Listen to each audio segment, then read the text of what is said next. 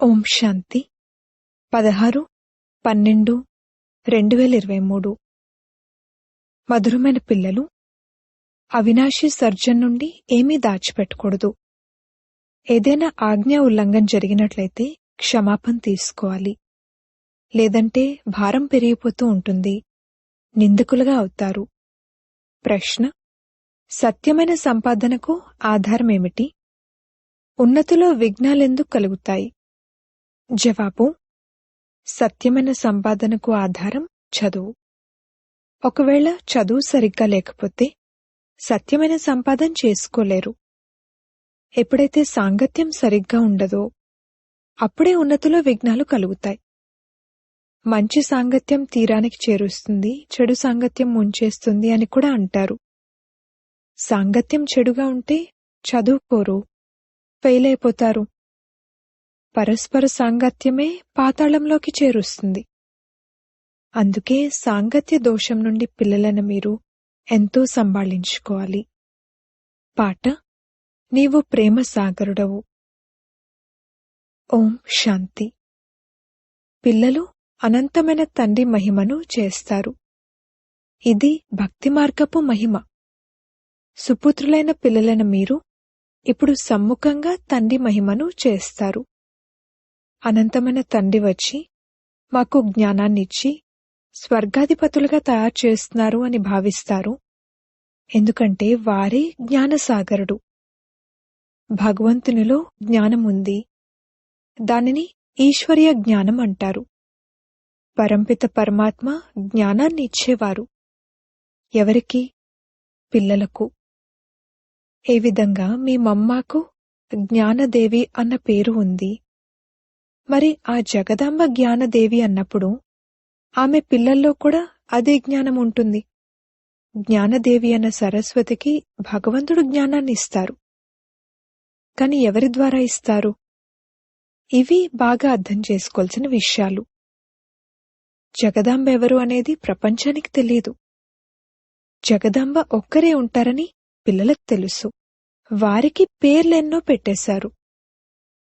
ఈ సరస్వతి ప్రజాపిత బ్రహ్మకు ముఖవంశావళి అని, ఆమెకు జ్ఞానాన్ని ఇచ్చేవారు గాడ్ ఫాదర్ అని మనుషులకు తెలీదు. సృష్టి చక్రం ఎలా తిరుగుతుంది?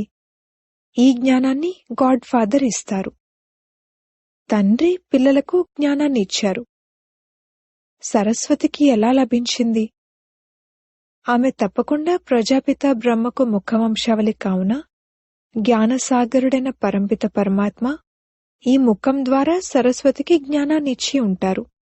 అదే జ్ఞానాన్ని మళ్లీ ఇతరులకు కూడా ఇచ్చి ఉంటారు. గాడ్ ఫాదర్ చదివిస్తున్నారు కావున తప్పకుండా గాడ్ ఫాదర్ పిల్లలు మాస్టర్ గాడ్ అయినట్లు కదా. అందుకే జ్ఞానదేవి అన్న పేరును పెట్టారు.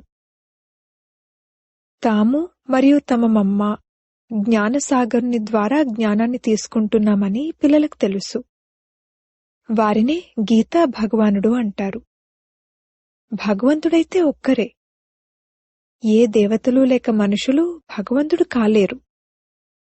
ఇప్పుడు వారు జ్ఞానదేవి కావున వారిలో ఏ జ్ఞానం ఉంటుంది? రాజయోగం యొక్క జ్ఞానం. ఈ సహజ రాజయోగం యొక్క జ్ఞానం ద్వారా జ్ఞానదేవి అన్న సరస్వతియే మళ్లీ లక్ష్మీదేవిగా అవుతారు. జ్ఞానదేవికి మహిమ ఉన్నప్పుడు మరి తప్పకుండా పిల్లలకు కూడా ఉంటుంది. అందరూ ప్రజాపిత సంతానమే, మమ్మా సంతానం అని అనరు. వీరంతా ప్రజాపిత బ్రహ్మ ముఖ కమలం యొక్క సంతానం. మీరంతా ఈశ్వరీయ సంతానంగా నిశ్చయం చేసుకుంటారు. ఈశ్వరుడైన తండ్రి అంటారు, నేను పిల్లల సమ్ముఖంలోకే వస్తాను. వారికే నేను తెలుసు. కావున జగదంబ జ్ఞానదేవి. ఇది సహజ రాజయోగం యొక్క జ్ఞానం, అంతేకాని శాస్త్రాల జ్ఞానం కాదు. భగవంతుడు వీరికి జ్ఞానాన్ని ఇచ్చారు కావున వీరు దేవిగా పిలువబడ్డారు. జగదంబ తల్లి వంటివారు. మళ్లీ మరుసటి జన్మలో ధనదేవిగా లక్ష్మిగా అవుతారు. ఆమె నుండి మనుషులు ధనం యాచిస్తూ ఉంటారు. కావున తండ్రి ద్వారా జగదాంబకు రాజయోగం యొక్క వారసత్వం లభిస్తుందని నిరూపించబడుతుంది. ఆమెను జ్ఞానదేవి అంటారు.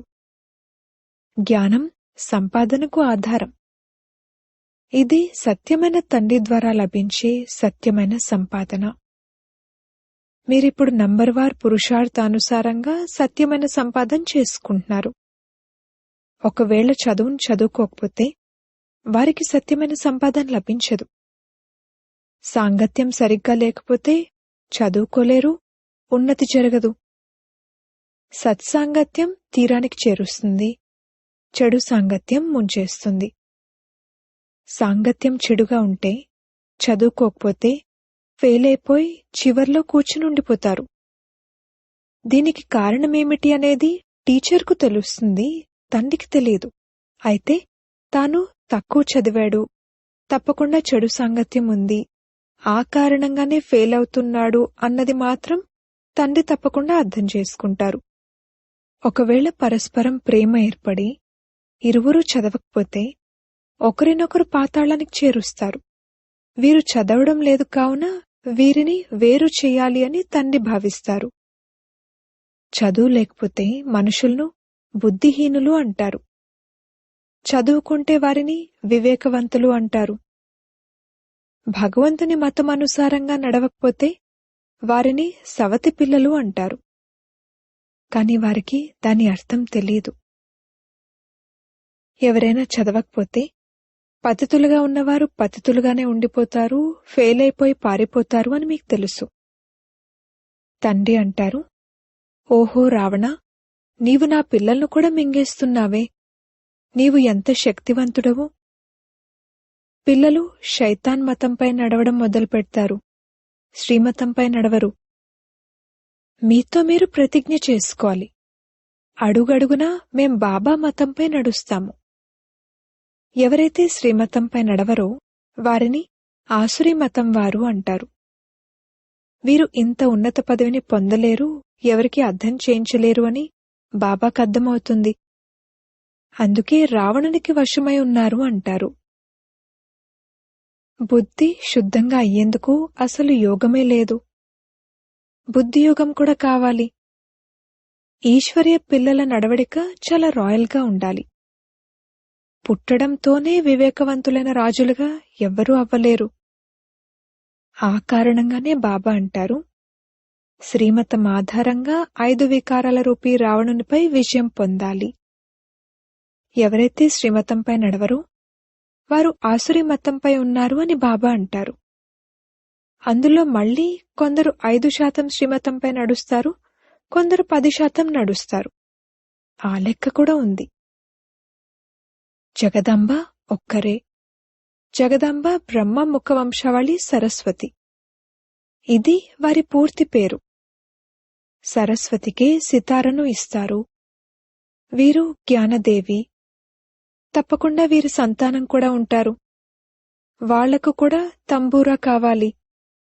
చూడండి, వృక్షంలో ఈ సరస్వతి కూర్చున్నారు, రాజయోగం నేర్చుకుంటున్నారు. తర్వాత వీరే వెళ్లి లక్ష్మిగా ధనదేవిగా అవుతారు. ఇందులో ఆరోగ్యం, సంపద, సంతోషం అన్నీ ఉన్నాయి. వీటిని పరంపిత పరమాత్మ తప్ప ఇంకెవరూ ఇవ్వలేరు. వారే స్వర్గస్థాపకుడైన తండ్రి. ఇప్పుడు చూడండి, మమ్మ సేవ చేస్తున్నారు. ఒకవేళ ఎక్కడికైనా మమ్మాకు ఆహ్వానం ఇస్తే ముందు మమ్మ కర్తవ్యాన్ని తెలుసుకోవాలి. ముందు ఈమె ఎవరు అన్న జ్ఞానం కావాలి. ప్రపంచానికైతే తెలీదు. శ్రీకృష్ణునిపై నిందలు మోపబడ్డాయి అంటారు. కాని అది జరగదు, అసంభవం. అందరికన్నా ఎక్కువ నిందలు పొందేవారు శివ్ బాబా, 2వ నంబర్లో నిందలు పొందేవారు బ్రహ్మ. శ్రీకృష్ణుడు మరియు బ్రహ్మ. కాని శ్రీకృష్ణుణ్ణి నిందించలేరు. జ్ఞానదేవి అన్న సరస్వతి భవిష్యత్తులో రాధగా అవుతారని మనుషులకు తెలీదు.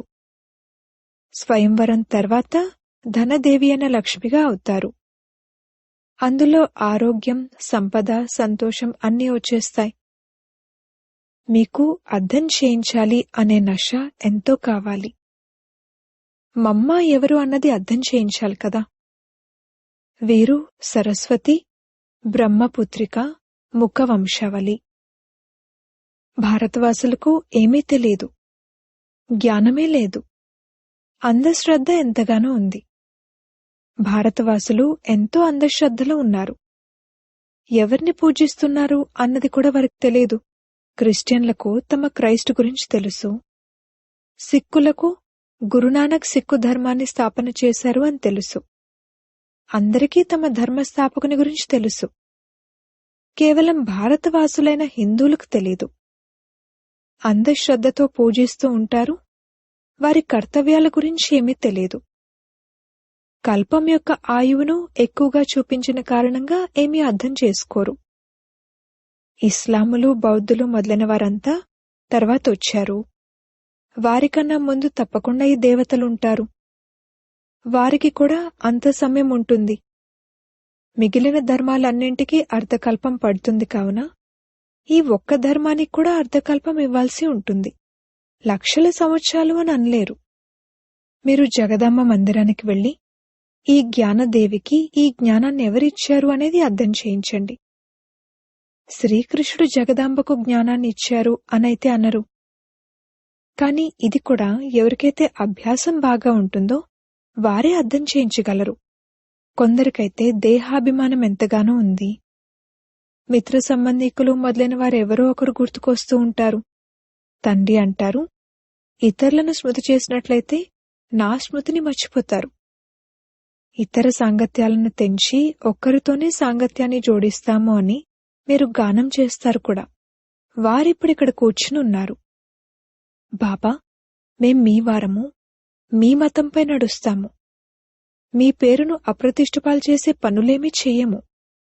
చాలామంది పిల్లలు పేరును అప్రతిష్ఠపాలు చేసే పనులు చేస్తూ ఉంటారు. ఎవరైనా ఎప్పటి వరకైతే అర్థం చేసుకోరో అప్పటి వరకు నిందిస్తూ ఉంటారు. దానివల్ల కూడా పేరైతే ప్రఖ్యాతమైంది. ఓహో ప్రభు, నీ లీలా అని అంటూ ఉంటారు. కాని ఈ విషయాలను పిల్లలే అర్థం చేసుకోగలరు. ఇంకెవ్వరికీ ఇవి తెలీవు. తండ్రి అంటారు, పిల్లలు, నేను నిష్కామ సేవ చేస్తాను. అపకారులకు కూడా ఉపకారం చేస్తాను. భారత్నే బంగారు పిచ్చుకలా తయారు చేస్తాను. నేను నంబర్ 1 ఉపకారిని.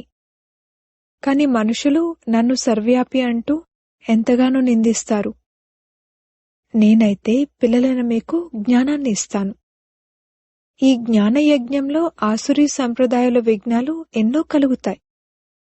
ఏ పిల్లలైతే బాగా అర్థం చేసుకోరో వారి కారణంగానే చెత్త పడుతూ ఉంటుంది. వారే నిందలపాలు చేస్తూ ఉంటారు అని తండ్రి అర్థం చేయిస్తున్నారు. కొందరు పిల్లలు చాలా మంచి సర్వీస్ చేస్తారు. కొందరు డిస్సర్వీస్ కూడా చేస్తారు. ఒకవైపు కొందరు కన్స్ట్రక్షన్ చేస్తూ ఉంటే మరొక వైపు డిస్ట్రక్షన్ కూడా చేస్తూ ఉంటారు. ఎందుకంటే జ్ఞానం లేదు. ఇక్కడ సూర్యవంశ చంద్రవంశ రాజధాని స్థాపనవుతుంది. ఎవరైతే పూర్తిగా అర్థం చేసుకోరో వారికి అర్థం చేయించాలి. దయ అయితే కలుగుతుంది కదా. తండ్రికి చెందినవారుగా అయిన తర్వాత వారసత్వం తీసుకోకపోతే వారు ఇక ఎందుకు పనికొస్తారు? తండ్రి లభించారు కావున పూర్తి పురుషార్థం చేసి వారసత్వం తీసుకోవాలి, శ్రీమతంపై నడవాలి. తండ్రికి నింద తీసుకొచ్చే పనులేవి చేయకూడదు. కామక్రోధాలు మహాశత్రువులని, ఇవి చెవును ముక్కును పట్టుకుంటూ ఉంటాయని తండ్రికి తెలుసు. ఇదైతే జరుగుతుంది. వాటిని దాటివేయాలి. కొందరైతే నామరూపాల్లో చిక్కుకుపోతారు. పిల్లలందరూ ఒకే విధంగా ఉండరు. అయినా తండ్రి అప్రమత్తం చేస్తూ ఉంటారు. జాగ్రత్తగా ఉండండి. ఇటువంటి చేయకూడని పనులు చేసి నిందల్పాలు చేసినట్లయితే పదభ్రష్టులవుతారు. శక్తివంతునితో మాయ కూడా శక్తివంతంగా అయి పోరాడుతుంది. తండ్రిని స్మృతి చేస్తూ ఉండగా మాయ తుఫాన్లు ఎక్కడికో తీసుకువెళ్ళిపోతాయి. కొంతమంది పిల్లలు సత్యం వినిపించరు, సలహా కూడా తీసుకోరు. తండ్రిని స్మృతి చేస్తూ ఉండగా మాయ తుఫాన్లు ఎక్కడికో తీసుకువెళ్ళిపోతాయి. కొంతమంది పిల్లలు సత్యం వినిపించరు, సలహా కూడా తీసుకోరు. అవినాశీ సర్జన్ నుండి ఏమీ దాచిపెట్టకూడదు. ఒకవేళ వారికి చెప్పకపోతే ఇంకా అశుద్ధంగా అయిపోతారు. బాబా అన్నీ తెలిసినవారు, వారంతా అర్థం చేసుకుంటారు అని భావించడం కాదు. మీరు ఏ ఆజ్ఞలనైతే ఉల్లంఘించారో వాటినొచ్చి వినిపించండి. శివ్ బాబా, నా ద్వారా ఈ పొరపాటు జరిగింది, క్షమాపణ కోరుకుంటున్నాను. క్షమాపణలు తీసుకోకపోతే పొరపాట్లు జరుగుతూ ఉంటాయి అనగా మీ తలపై పాపాలను పెంచుకుంటూ ఉంటారు. తండ్రి అయితే అర్థం చేయిస్తారు. కల్పకల్పాంతరాల కొరకు పదవిని భ్రష్టం చేసుకోకండి. ఒకవేళ ఇప్పుడు ఉన్నత పదవిని తయారు చేసుకోకపోతే ఇక కల్పకల్పాంతరాలు అదే పరిస్థితి ఏర్పడుతుంది. ఇది జ్ఞానం. కల్పకృతం వలె రాజ్యస్థాపన జరుగుతుందని బాబాకు తెలుసు. బాబ్దాదా ఎక్కువగా అర్థం చేసుకోగలరు. ఎంతైనా ఇతను ప్రియమైన సంతానం. మాతల మహిమను పెంచాలి. మాతలను ముందుంచడం జరుగుతుంది. వారిని ముందుకు తీసుకురండి అని గోపులకు అర్థం చేయిస్తారు. గోపులు కూడా చాలా సేవ చేయొచ్చు. ఉన్నతోన్నతమైన వారు ఈ భగవంతుడు, ఆ తర్వాత త్రిమూర్తులైన బ్రహ్మ, విష్ణు, శంకర్లు అని చిత్రాలు తీసుకుని అర్థం చేయించండి. ఆ ముగ్గురులో కూడా ఉన్నతమైన వారు ఎవరు, వారి పేరేమిటి అని అడిగితే అందరూ ప్రజాపిత బ్రహ్మ అనే అంటారు. వారి ద్వారానే వారసత్వం లభిస్తుంది. శంకరుణ్ణి లేక విష్ణువును తండ్రి అనరు. వారి నుండి వారసత్వమేమీ లభించదు. ప్రజాపిత బ్రహ్మ అని వీరినంటారు. వీరి ద్వారా ఏ వారసత్వం లభిస్తుంది? బ్రహ్మ శివ్బాబా సంతానం. శివ్బాబా జ్ఞానసాగరుడు, స్వర్గస్థాపకుడు. మరి తప్పకుండా స్వర్గం కొరకు శిక్షణ లభిస్తుంది. ఇది రాజయోగం కోసం ఇచ్చే మతము. బ్రహ్మ ద్వారా తండ్రి శ్రీమతాన్ని ఇస్తారు. ఇది దేవతలుగా తయారయ్యేందుకుంది. బ్రహ్మ కుమారి నుండి శ్రీ లక్ష్మిగా ధనదేవిగా అవుతారు. వీరు బ్రాహ్మణులు, వారు దేవీదేవతలు. నిరాకార ప్రపంచంలో అన్ని ఆత్మలే ఉంటాయి. పిల్లలకి ఎంతో అర్థం చేయిస్తారు, కానీ అర్థం చేసుకునేవారే అర్థం చేసుకోగలరు. మనుషులైతే అంధశ్రద్ధతో సన్యాసులకు, గురువులకు అనుచరులుగా అవుతారు. వారి ద్వారా ఏం లభిస్తుంది అన్నది కూడా తెలియదు. టీచర్కైతే కనీసం పదవి లభిస్తుంది అనైనా తెలుసు. కాని ఎవరికైతే అనుచరులుగా అవుతారో వారి ద్వారా ఏ ప్రాప్తి లభిస్తుంది అన్నది ఏమీ తెలియదు. ఇది అంధశ్రద్ధ. అనుచరులుగానైతే లేనే లేరు. వారు అలా తయారు చేయరు, అలాగే మీరు వారిలా అవ్వరు. లక్ష్యం, ఉద్దేశం ఏమిటి అన్నది కూడా ఏమీ తెలియదు. అచ్చా, మధురాతి మధురమైన సిక్కిలదే పిల్లలకు మాతాపితల ప్రియస్మృతులు మరియు గుడ్ మార్నింగ్. ఆత్మిక పిల్లలకు ఆత్మిక తండ్రి నమస్తే. ధారణ కొరకు ముఖ్య సారము. మొదటి పాయింట్, సాంగత్య దోషం నుండి సదా రక్షించబడి ఉండాలి. సత్యమైన చదువును చదువుకుని సత్యమైన సంపాదన యొక్క స్టాక్ను జమ చేసుకోవాలి. రెండవ పాయింట్, అడుగడుగునా బాబా శ్రీమతంపై నడుస్తాము. మీతో మీరు ఈ ప్రతిజ్ఞను చేసుకోవాలి. వరదానము, ఫిర్యాదుల ఫైళ్లన్నింటినీ సమాప్తం చేసి ఫైన్గా అయ్యే కర్మయోగి భవ. ఏ విధంగా ఆత్మ మరియు శరీరం కంబైన్డ్గా ఉన్నప్పుడే జీవితం ఉంటుందో అలా కర్మ మరియు యోగం కంబైన్డ్గా ఉండాలి. 2-3 గంటలు యోగాన్ని జోడించే యోగిగా కాదు, యోగి జీవితం కలవారిగా అవ్వాలి. అటువంటి వారి యోగం స్వతహాగా మరియు సహజంగా ఉంటుంది. అసలు కష్టపడేందుకు వారి యోగం తెగిపోదు. వారికి ఎటువంటి ఫిర్యాదు చేయవలసిన అవసరం ఉండదు. స్మృతిలో ఉండడం ద్వారా అన్ని కార్యాలు స్వతహాగా సఫలమైపోతాయి. ఫైన్గా అయ్యేవారి అన్ని ఫైళ్లు సమాప్తమైపోతాయి. ఎందుకంటే యోగి జీవితం సర్వప్రాప్తుల జీవితం. స్లోగన్, అన్ని వేళలా చేయించేవారైన తండ్రి గుర్తున్నట్లయితే నిరంతర యోగిగా అవుతారు. ఓం శాంతి.